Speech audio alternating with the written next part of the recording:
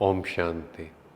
आजकल हम देखते हैं कि घर में 4 लोग भी इकट्ठे नहीं रह पाते और यहाँ ब्रह्मा कुमारीज ऑर्गेनाइजेशन में कितने हजारों भाई बहन हैं जो इकट्ठे रह रहे हैं। ये संगठन इतना पावरफुल कैसे बना, कैसे एक दूसरे के साथ मिलकर इतने बड़े बड़े कार्य कर रहे हैं, ये ब्रह्मा बाबा ने प्रैक्टिकल में दिखाया है। पहले हम जानते हैं, ज्ञान के पहले की कहानी से समझते हैं, जो है विश्वास और पालना का संस्कार। ट्रस्ट सबसे पहली फाउंडेशन है, नींव है किसी भी संगठन को मजबूत बनाने की। दादा लेखराज जब अपनी दुकान पर एक बार काम कर रहे थे तो उन्हें बीच में कहीं जाना पड़ा, तो जो हीरो का काम कर रहे थे उन हीरो को वैसे ही रखकर चले जाते हैं और कुछ टाइम बाद जब वो वापस आते हैं तो उनमें से कुछ हीरे कम थे। तो दादा लेखराज का ये संकल्प नहीं चला कि मेरे यहाँ जो काम कर रहे हैं इनमें से किसी ने चुराया होगा, नहीं, उनका एक बार भी ऐसा थॉट नहीं चला। इसके पीछे का रीज़न कि उनका ट्रस्ट था और उसके साथ साथ वो अपने यहाँ जो भी काम करते थे उनके परिवार की भी पूरी पालना करते थे, उनका पूरा ध्यान रखते थे।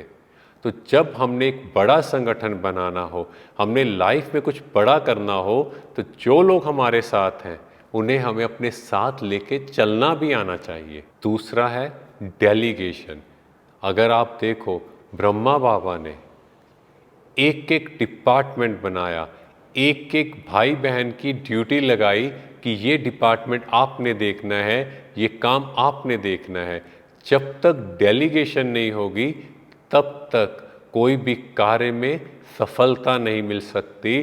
जब हम ये सोचेंगे कि सब कुछ मैंने ही करना है तो आगे नहीं बढ़ सकते।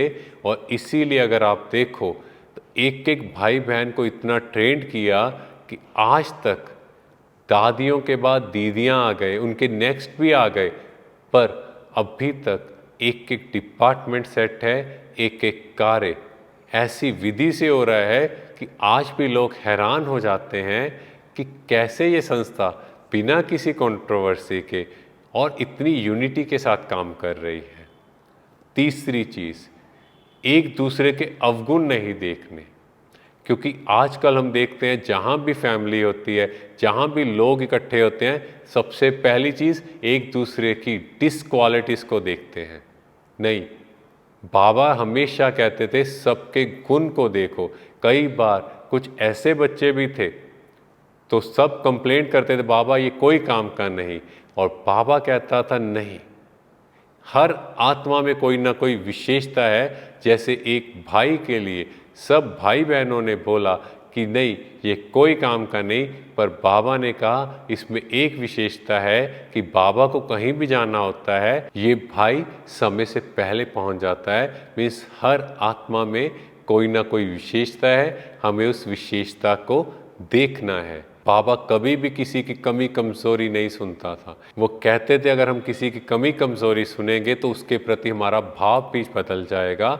हमेशा हर एक के प्रति समदृष्टि रखो, हर एक की क्वालिटी को देखो, हर एक को आगे बढ़ाना सीखो, तभी हम एक ग्रुप में, एक संगठन में रह सकते हैं। और फिर बाबा हमेशा बोलते थे, निंदा हमारी जो करे मित्र हमारा होए, कि जो हमारी निंदा करता है और देखा जाए वो हमें आगे बढ़ा रहा है, क्योंकि हमारा ध्यान ही नहीं जाएगा उस कमी कमज़ोरी की तरफ। पर अगर वो हमारी कमी कमज़ोरी हमें नोटिस में ला रहे हैं, मीन्स हमें वो आगे बढ़ा रहे हैं। और जो पर चिंतन है वो पतन की जड़ है। जितना मैं सोचता हूँ कि फलाना ऐसा है, वो ऐसा कर रहा है, उसके साथ ये होना चाहिए, तो एक तरह से मैं लो एनर्जी से कनेक्ट होता गया और मेरा अपना जो एम था, जो लक्ष्य था, वो नीचे गिरता जाएगा। मैं उस तरफ आगे बढ़ ही नहीं पाऊंगा। जैसे अर्जुन से पूछा गया तुम्हें क्या दिखाई दे रहा है, और अर्जुन कहते हैं मुझे मछली की सिर्फ आंख दिखाई दे रही है, अपना लक्ष्य दिखाई दे रहा है, और बाकी सब क्या कह रहे हैं, मुझे पानी दिखाई दे रहा है, मुझे मछली दिखाई दे रही है। वैसे ही अगर संगठन में भी रहना है और आगे बढ़ना है तो सिर्फ खुद को देखो, उस परमात्मा को देखो, अपने लक्ष्य को देखो, तभी हम आगे बढ़ सकते हैं, तभी हम एक सैंपल बन सकते हैं और लोग कहेंगे वाह वाह। और फिर ब्रह्मा बाबा हमेशा कहते थे हमारा जन्म हीरे तुल्य है, इसीलिए हमारा हर शब्द हीरे जैसा हो।